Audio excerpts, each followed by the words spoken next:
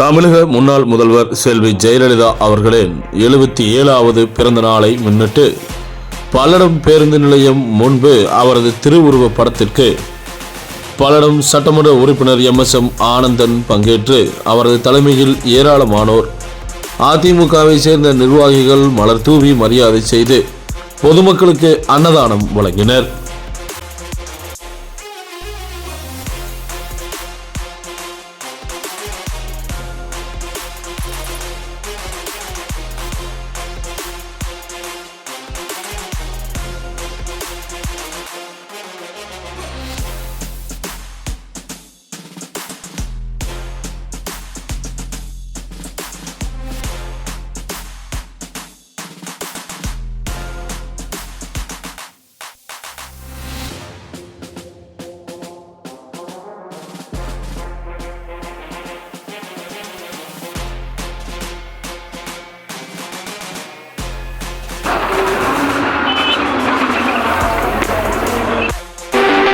எந்த குறையும் கண்டுபிடிக்க முடியவில்லை.